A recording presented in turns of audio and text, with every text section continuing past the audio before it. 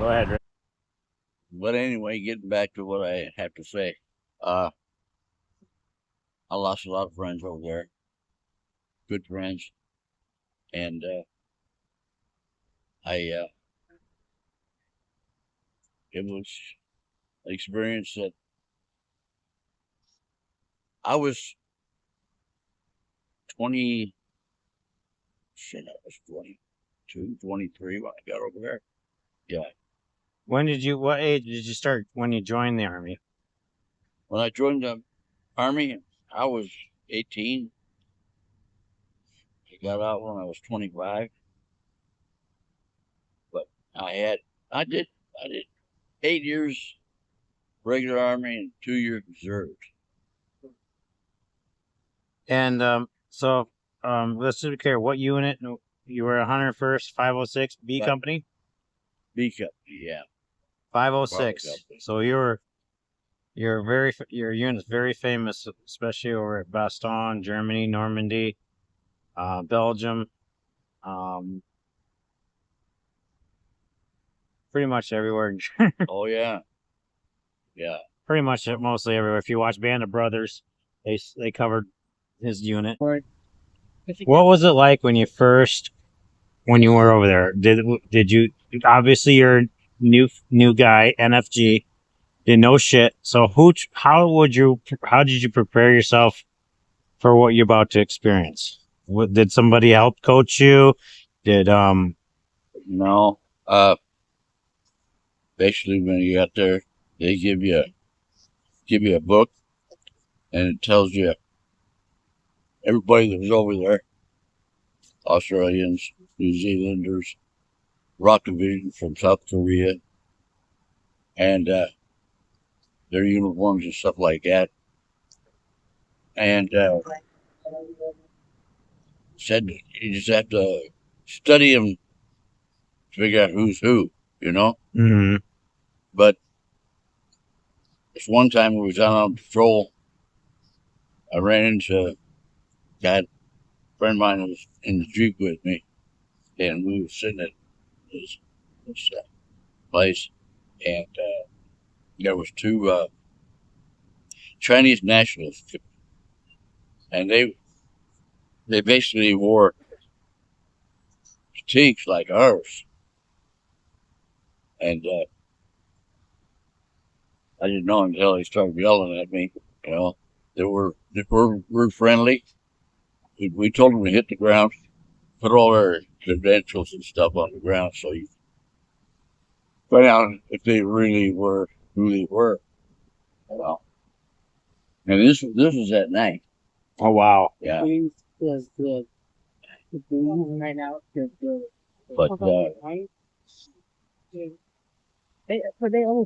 had if you're out on patrol and stuff like that, and you're with a bunch of guys and stuff like that, you had to be able to. You had to make sure you could trust them.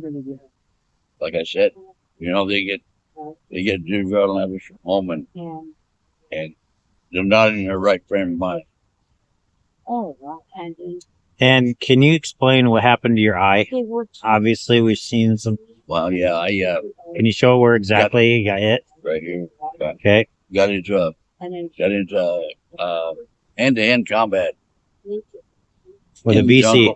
Yeah, and you're going down a trail and stuff like that, and he jumps out at there and hooked you in the eye. And I moved far enough away when I seen him out of the corner of my eye when he was going to do it, and otherwise he'd have got my eye out. But I had a machine gun, took a machine gun to him. That was in the end. His knife fight was over with. Yeah. At least you can laugh about it. That's good. Oh yeah. Because I mean, a lot of guys can't laugh. They can't. A lot of our vets, still suffering from over there. And what else? So your unit, you had 100 guys, and how many? other units where you guys had more than just one unit, right? You guys were Right. Well, where I was stationed, we had 25. We had a division. yet, huh? Division. We had 25,000 guys plus all our equipment. Okay. And helicopters and guns, not machine guns, but tanks and shit. Tanks were Were they were they all right. useless? Huh? They were useless, weren't they? The tanks. Well, you could only go down the roads. You couldn't go through right by tanks. Right. No, give them $5. You know, we had APCs. APC is Army Personnel Check. Yeah, I did. It's like a $20. it's like a box with No. tracks on the bottom. No, you just go. And just they open up the bag, opens up, all you guys in the back of it. Have a guy in that drove in the front. A church. But Oh yeah, you can do it online. yeah, it was. You can buy the stuff online and play with other players from different countries. So that's a lot of people. I don't think. I don't. I've got a real good friend of mine that I was stationed with over there. He lives in Game. Baltimore, Maryland. 13, 15 hours. To this, he's alive today. Oh yeah, Okay. as far as I know, he still is. But he, they do. They when I came home in '67, last part of '67, and I went to Fort Campbell, Kentucky. I went to Walter Reed General Hospital to get plastic surgery, and I saw him. I talked to him. He said he came to the hospital. Galaxy. He went back over. He lost his brother over there. His brother was in the Marine Corps, and he was probably about, I'd say 70 miles. Yeah. He told me for the first time. But She's they like had- me. Very like. He was in Korea first. Then he went to Vietnam. The biggest reason why I went to Vietnam is the fact that I'm the youngest of triplets, and I felt that I had to go, so my brothers wouldn't have to go. My brothers. What was the worst thing you experienced other than being obviously getting hit with a bayonet? Were you guys ever surrounded or ever felt like you guys were really in deep shit? Well, a lot of times we was told never go to the village or go anywhere without taking at least 3 or 4 guys with you, because they had gangs over there in Vietnam that were young kids that were each one of us had a bounty on our head. Had $500 for just a plain guy, and it was $1,500 for an officer. Wow. Yeah.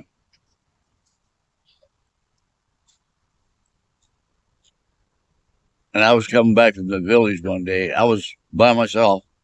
I shouldn't have been. I was by myself, and I was in they call it Ciclo. It's like a car there, and the back half was like a truck, and had camels over the top of it, and that's where you sit. And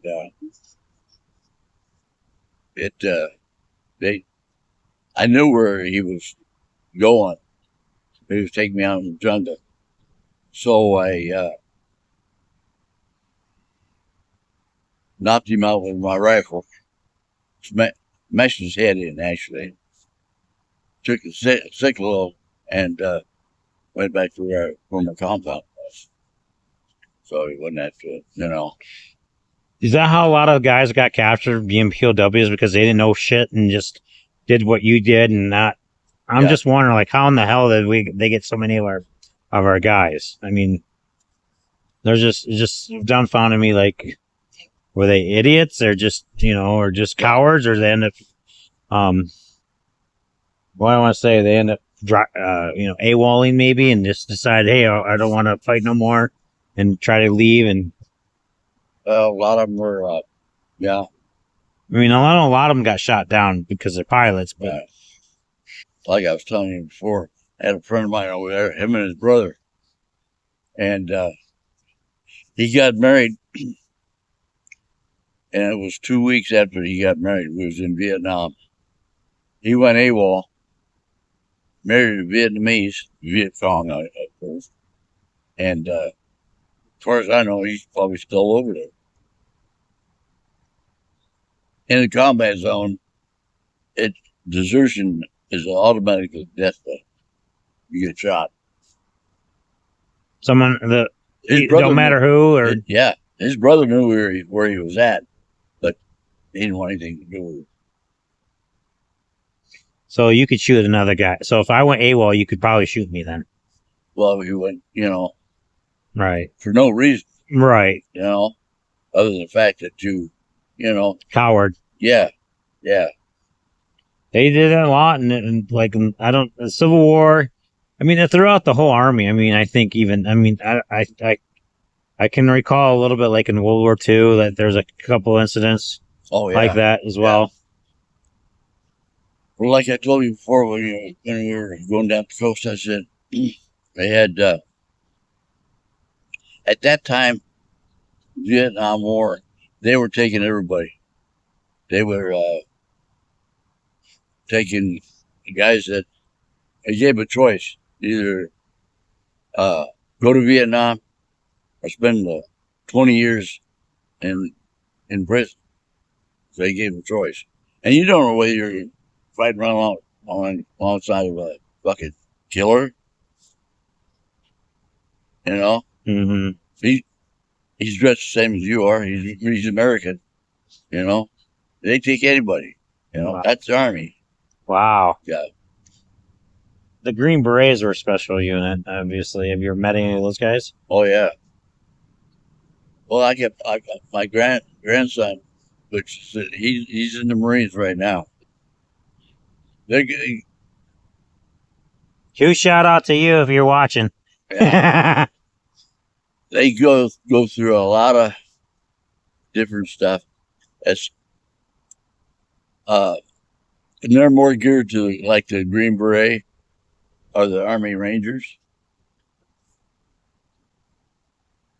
That's their training. Marine Corps got more discipline, and they like to yell at you. They like to make you feel like you're nobody. Mm-hmm. But he's good. I think he'll do all right. You did 2 tours in Vietnam. What made you do after the first tour? What made you decide you want to go back for your second?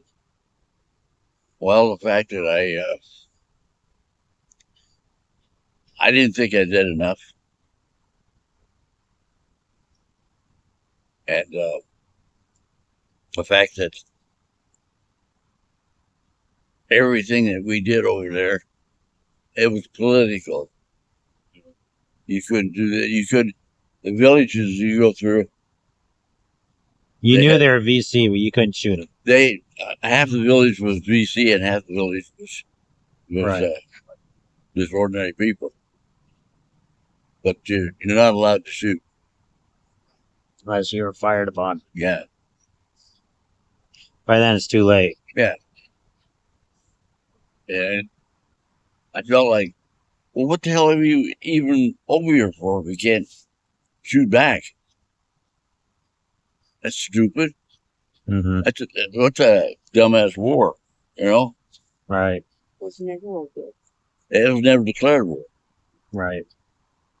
We picked the wrong side. I believe in that. I think if we picked and sided with Ho Chi Minh, I think the outcome would have been way different. We would have lost less soldiers. We wouldn't have got involved as bad as we did. And because the fact of he was the South was democratic, and we fought, we were fighting against communism, or we supposedly was. Ho Chi Minh went to one of our universities. in New York City for 2 years. He was in America. Mm-hmm. Even the Japanese, same thing. Yeah. They said their industrial might was powerful, and when we bombed them, there was it Nagumo or Yamamoto said, all we did is we woken up the sleeping giant, when they bombed Pearl Harbor. And they sure in the hell did. The worst mistake that what Japan should have done is send out a third wave, knowing they didn't know where our carriers was. That's why they didn't want to risk. But if they had done a third wave and hit our dry docks, we would have been fucked. We would have been screwed. They would probably set us back for 4 more years behind Japan, and Japan could take us out. They could probably already reached Portland, Oregon, Alaska, even LA possibility, or San Francisco, and before we can even get a chance to stop them. But they didn't hit our dry docks, and that's what was their biggest mistake. We rebuilt quicker than shit and put some of the ships that we couldn't salvage back, or take, hard it out and make a different battleship out of it. Like some of the gun turns from the Arizona, when they took them off, they put them onto another ship. Nothing went to waste because we didn't have them out. Right. So. Yep. Let me think what else. The snakes, it was an issue we talked about. Oh, yeah. You saw too many of those. You killed a lot of those, you said. We had, like the other day, I was looking on my phone. It had centipedes longer than this table, as big as that table. Wow. Centipedes. They're venomous. Yeah. Or is it the millipede? I can't remember. Centipede? I think centipede is one of the big tentacles. Right. Yeah, they're venomous. I don't know how highly venomous they are because they're big, but the ones in Arizona stuff, they do a big sting. Yeah. We had spiders, huge ass spiders. They were big as that Panda Express, bigger than that Panda Express Logo, I think. Logo, yeah. We had venomous snakes. Yeah, we had 100 snakes over there. 97 of them were venomous. I had a snake over there. It's called the Asian pit viper. It's about this long, orange and white stripe.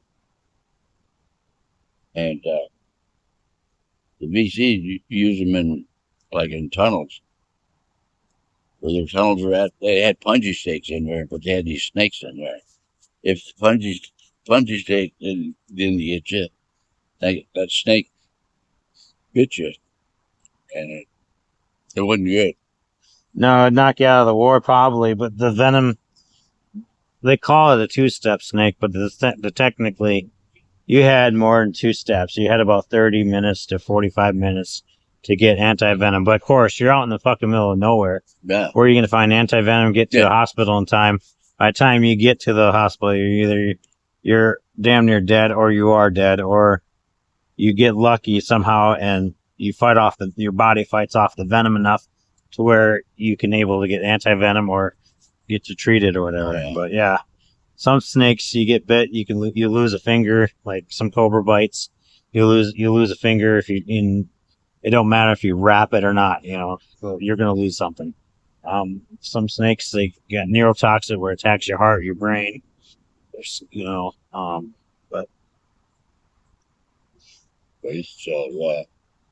had guys that, they get wounded, not bad, but they give you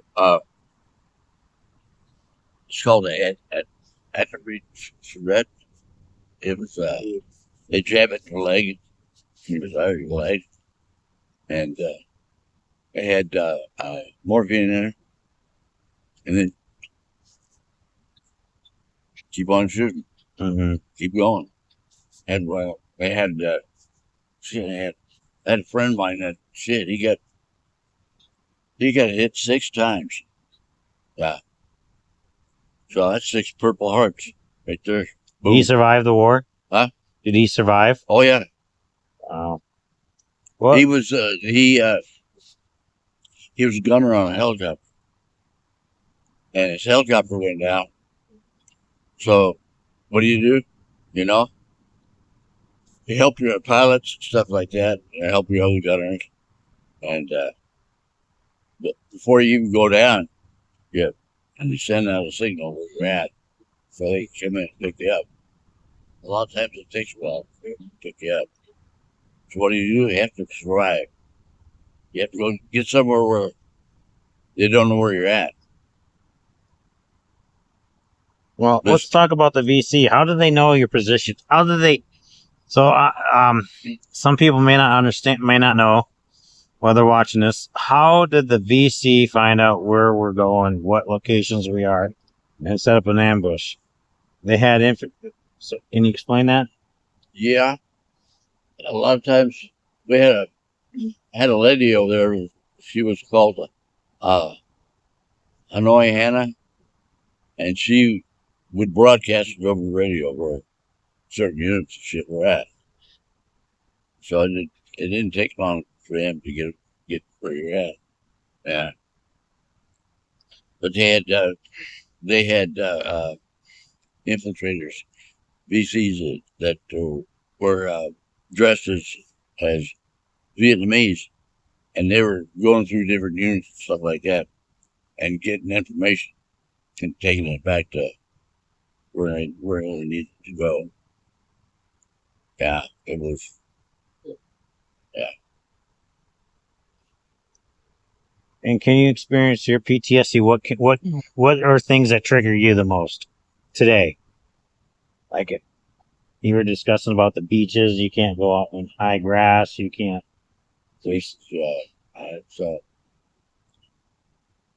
When I came to Portland, where'd you live originally before Portland? Lived in Grand Speirs, Oregon. Okay. I moved from Northern California. I was born and raised in Clear Lake, California. And then I moved to Grand Speirs. I worked with a friend of mine down at Grand Speirs that had a poultry shop. I worked there for 3 years, small place, something like that. 4 years. Worked with him about 3 years, and then he. Is after the war, right? Yeah. Okay. He was our company clerk around Vietnam, and him and his wife one night took all the money out of our account and went to bed. And I had just given him. I'll clean the grill. Not me. Grill. Yeah, I'll clean it tomorrow. Yeah, I'll clean it tomorrow. But after I moved to Grand Speirs, I moved up got married, moved up to Hillsborough first. And then Hillsborough went on the south border. I met this lady right here.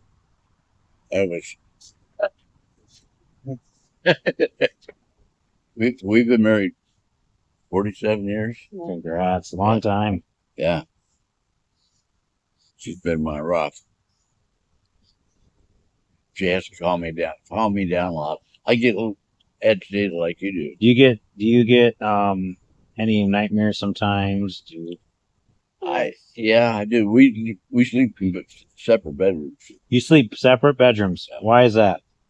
Just nightmares and stuff. Oh, really? Oh, yeah. So, the leeches, was that a really bad thing? When you go through like rest patties, stuff like that, you have to take your pants off. Of course, you got to take your pants off. Oh, yeah, to leech. Oh, when you're legs. Oh, okay. After you're done walking. Yeah. Okay. You have to check both legs. The only way you get a leech off your legs is you can't pull them off. You gotta burn them off. You have to burn them all. They'll pull themselves out. Right. Otherwise, you just pull in half of them out, and the rest of it is still in there.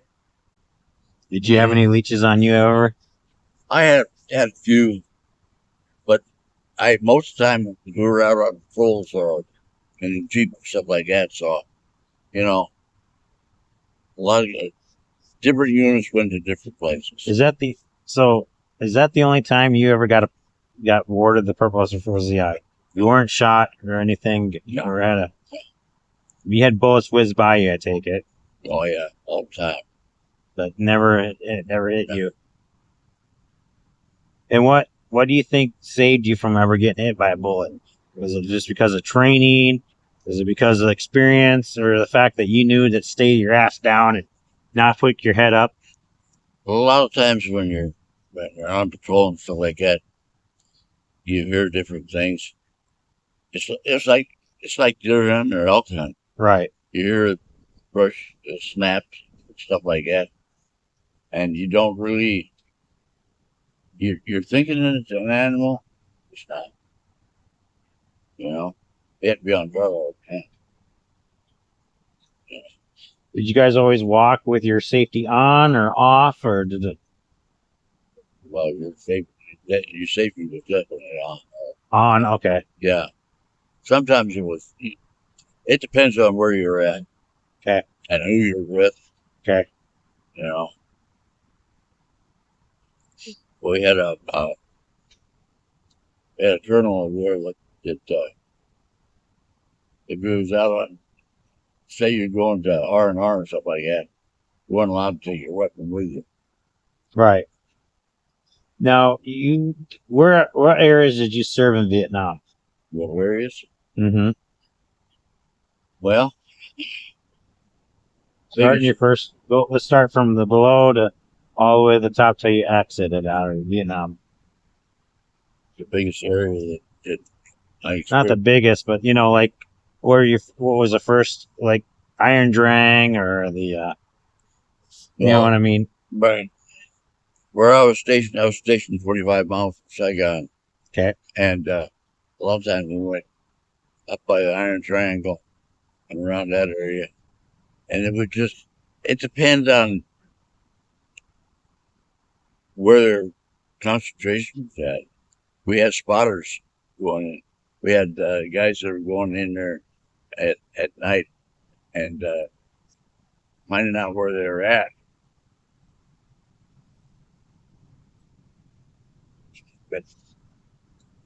But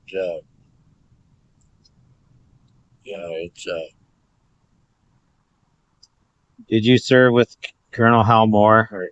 No, that was after. That was. Oh shit! When was that? That was 75, 70, something like that. Yeah. My dog is one. That was before you were there, right? No, that was after. That was after you were there. That's it. Yeah. I came out. I went over 65, came back. The last part was 67. So you served in Hal Moore's unit, right? Or right next to him? He was first air cav. Right. 7th Cavalry, yeah. 7th Cavalry. Yeah. We were all around that area and stuff like that. Mm-hmm. But I never served. Maybe it wasn't meant to be. Maybe God had other plans for you. You ever meet him? No. Okay. Who was the most famous general you met? Or person? General Westmoreland. You met him personally? Oh, yeah. General Westmoreland was, he was 4-star general. When he went to Vietnam in probably 63 or 4. 64. He was over there 4 years. But he was a 2-star general. He was the 101st Airborne Division commander in Fort Campbell. So look at your age. He went from 2-star, 2-star, 3-star, and a 4-star. They jumped to 3-star. The lieutenant. They gave 4 stars when he went to Vietnam. Now I see patches on your shoulders. Is that actually true? Were you a sergeant? Yeah. So you were a sergeant. Well, I was a specialist 5, which is the same rank as a sergeant. Right. A specialist grade is you're in a specialized unit. You do different things than a normal sergeant. Okay. I'm trying to think. Sorry. Were you able to keep your rifle? Basically, you have 7 days. Would you ever take it home with you? Could you had? There's an option or no? Well, funny you ask. I had a friend of mine. I wasn't going. A friend of mine was going home on emergency leave because his dad passed away, and this helicopter pilot. He was a W-2. That means he was a captain. You know, you knew who you're shooting. You knew you guys they were fighting, but Vietnam, you didn't. You had no clue. You could shoot. I mean, the women. Okay, when you got home, they called you baby. You were called a baby killer. Obviously, some people spit in your face. Oh yeah. Right. Oh yeah. And they throw again, I apologize if I'm triggering anything here. Yeah. But yeah. I just want to kind of be respectful about it. At the same time, I want to kind of get.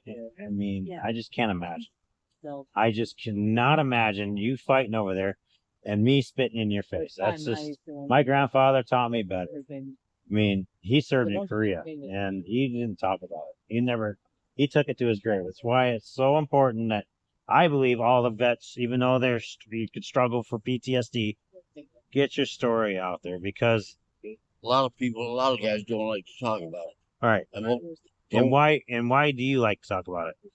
Do you think it helps you? It helps my PTSD. And if I can help somebody else out, that's good. Right. You know, I had a hard time.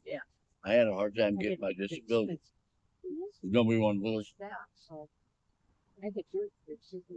And said one day, her and me, we went to 6 doctors. Yeah. I had one doctor visit, but I went to all. They said I had 6 more doctor visits. Oh, NFG is new fucking guys. What's what it means. What can you do? Was there any experience with those guys that you didn't fuck? You're a veteran in there, obviously. You're fighting. You've seen people die already, and a guy comes in new. What's your reaction to that guy when you first see him? Oh yeah. When they first throw him in with you. Yeah, I know. I'm sorry, but I'm just curious. You try and talk to him, tell him what kind of talk? Give them a taste of what they're going to experience. Right. You know? Like I talked to one vet and long time ago, and he was on a river patrol boat. He told the NFG, he was a new guy. They're on a double 50. He was on a double 50. The other guy was up front. And they told and it was dark. And he was like, he was a red. I think they call him Red or something like that. His nickname was Red. And he told him not to light a cigarette. Oh yeah. Especially at night because it's a target. Yeah. What did he do? After a couple hours later, he lit a cigarette and a sniper hit him right between the eyes. Oh yeah. Yeah, it's a target. Yeah. He was dead. And when you're out on patrol and stuff like that, well, you take a shower or something like that, or you don't wear cologne because they smell that right off the bat, or shaving lotion, or shaving cream, or soap. Right. You want to smell like a jungle. Like a jungle. Mm-hmm. Yeah. You want. Yeah. Yeah. It was, you said you had claymores. You dealt with mortars and machine guns. What was your favorite gun? My favorite gun was the M79 grenade launcher. And why is that? Well, you can't. They're not a distant gun. From here to that semi over there was about as far as it goes. Okay. Close range. And the shell was about that long and about that big around. Mm-hmm. And hold the gun up. There's only one gun you get. There's only one shell. Mm-hmm. You shoot at a time.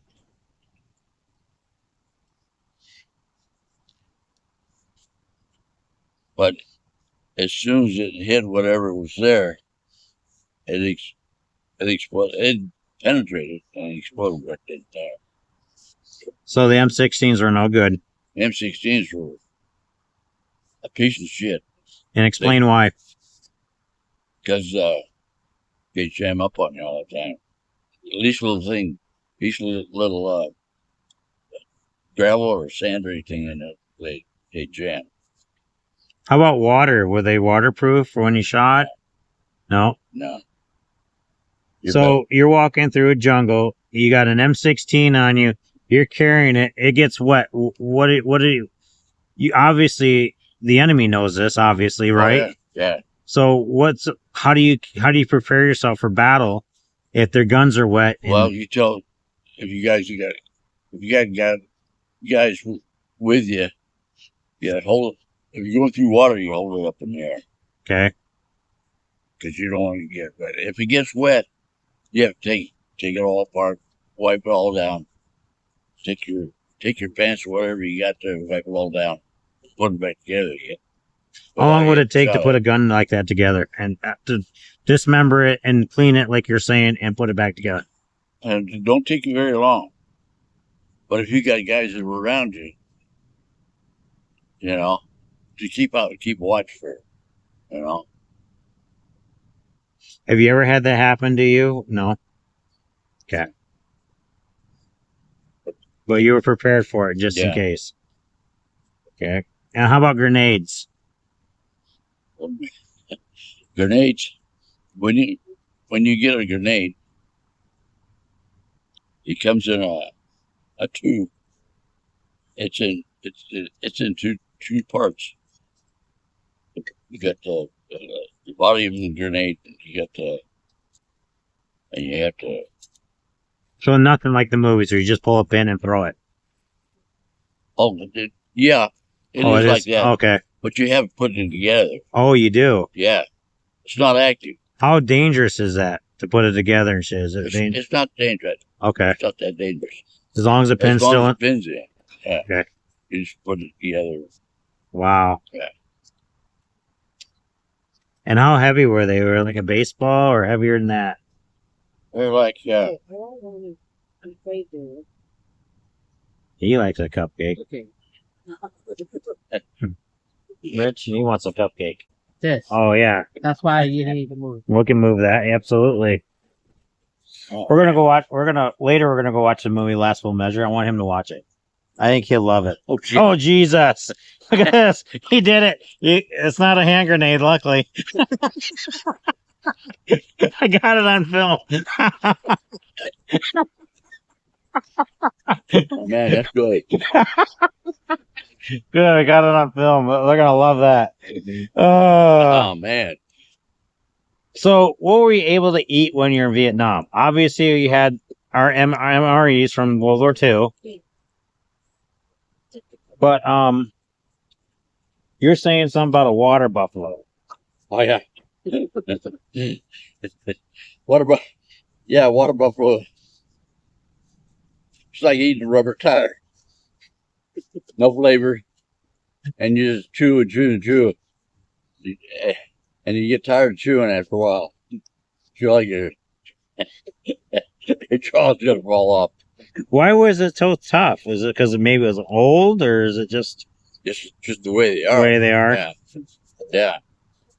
Well, you gotta take it under consideration. Most of the water buffaloes are in the water most of the time. Okay. Rice paddies crap like that. And then you said something about you had a pet snake in Vietnam. Oh, yeah. Can you talk a little bit about that? Yeah. Went to Vietnam. Went to Saigon one afternoon. And napkins. got half in the bag. And I traded a fifth of Jim Beam whiskey for a boa constrictor snake,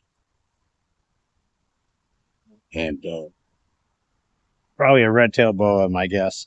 yeah, and I took that snake back to the compound. I had a guy over there that liked to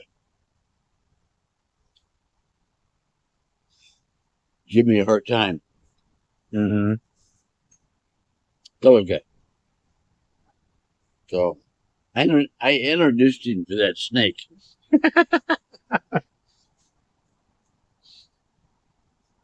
He got real friendly with that guy. Yeah, he was laying on his bunk like this big guy. Oh, shit, he was probably he's probably 250.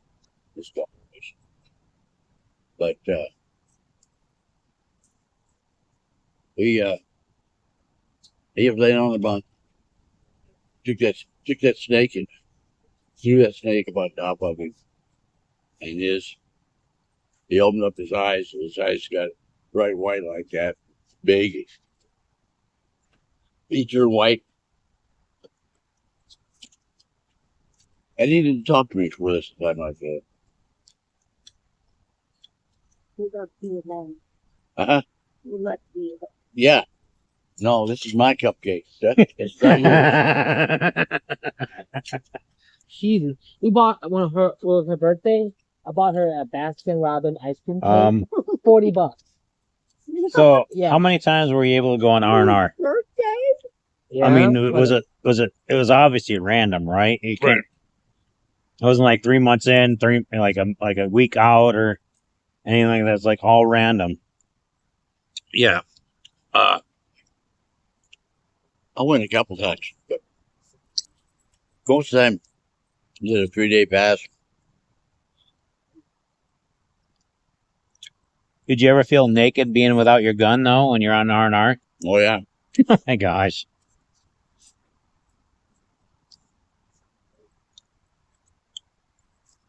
What was the best place you went to on R&R? That you felt you were okay, you didn't need your...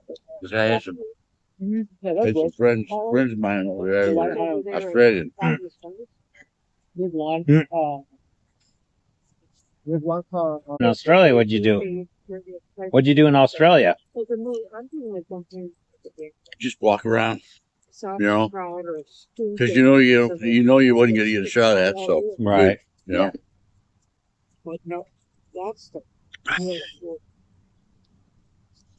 That's good. Well, if you don't know, if you're not aware, in World War II, when the U.S. soldiers were there in Australia, the male Australians army, the guys that were serving for Australia, were getting upset because the Americans were stealing the women. A lot of them were getting married right away. Oh, Not really? yeah. Yeah. They were not fond of us American soldiers taking their women. Well, the only difference in that was if you had to watch the women that were in Vietnam, because they wore silk dresses, Mm-hmm. black and white. It's kind of like a dress, but yet it was. I know what they're gonna. What it means. I've seen the photo. Yeah. I see how it is. Yeah. I see how it is. You don't? Explain it, Rich. Huh? So explain a little bit, because I don't know. Well, they were like, how do I explain it? It's like what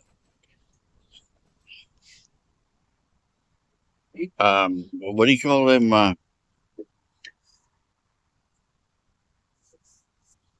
Ladies that have they're kind of like pants, but they're not.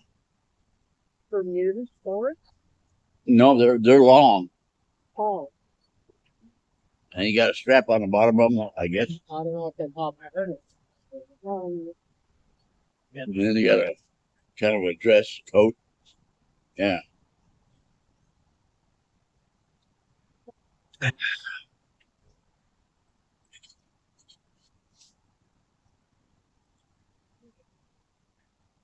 Who that is? That was that's what you call it, upside down cupcake. Yeah. Well, there's another one.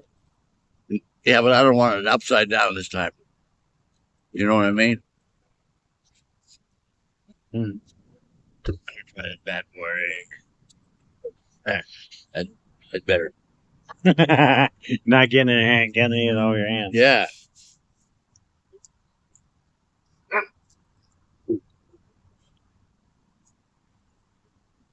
Well, why would people call you a baby killer? What was the reason?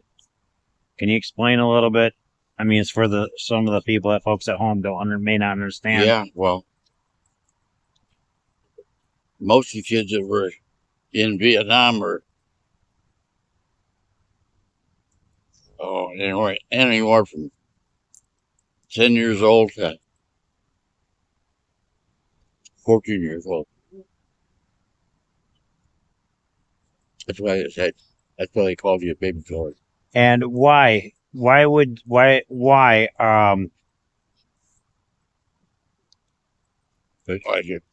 were talking, the kids were carrying bombs or strapped to them. Was it the VC that forcing these kids to do that? Mm-hmm. They had satchel charges.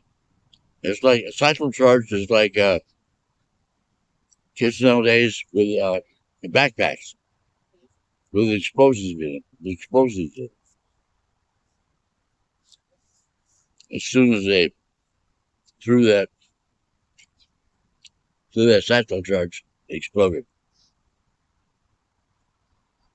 And the guys didn't want to shoot anyone, right? I mean, they didn't want to shoot kids or women, but the fact that the VC was even in Japan when we were about to invade. If we were there was a plan to invade Japan, and the Japanese were pushing women to fight, and the kids too to fight, and they made. I don't know if our military advisors or knew about it or not, but there were plans that the women our soldiers were going to end up killing kids and women as well in Japan, and not just because we bombed the shit out of them, but the fact, of the two bombs even when we had invaded Japan. Luckily enough, Japan surrendered after we'd bombed. Even after Nagasaki and Hiroshima, we bombed them even further. And just to try to force them to surrender. And there was a plan to launch a third nuclear atomic bomb. Another thing I want to say was for the women aspects in Vietnam. Yeah. You had to pay attention to these women because they had them planted in bars and whorehouses. The ones in the bars were they give you a drink with a Mickey in it. They would kill you. Oh, really? And ground up glass, like your ice cubes. Mm-hmm. As soon as it dissolved, it cut your throat. They had what in them? It was ground up glass, frozen. Whoa. Yeah.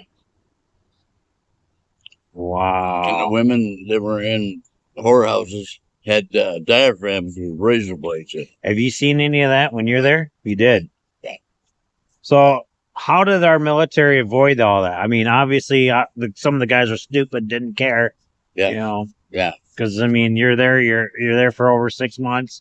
You're some places. Well, it depends on where you went. Right. You gotta have enough brains to figure out that the bad areas. Okay. And you knew where the bad areas were? Oh, yeah. I didn't even go. Oh, you didn't go? Yeah. Bars and stuff like that. We had a lot of bars over there that were the military guys were managing. Okay. When they weren't working, when they weren't out fighting, they would manage it. Yeah. Okay.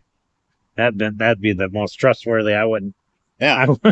Yeah. That's crazy. A lot of times I'd just go to I was in Benoit, and at the air base, and it's totally fine over there. Mm. You know, you're not worried about.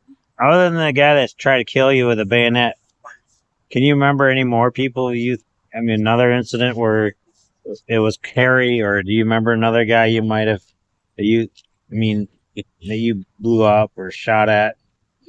I don't know. I don't know if that's important. I don't know. But I'm sure there's a lot. But is there another incident where you remember? Or maybe you saw a VC and you tried talking to him, and after you shot him, and try to revive him and say, "Hey, I'm sorry." Or is there a guy that you thought that maybe one day you guys could be friends? Or No. At that time, I didn't really care. It was either him or me, right? you know. And it was senseless to begin with. If we were even there, because nobody knew why they're fighting. Yeah, I'm gonna give a shit anyway. Right. You know, why are we even here?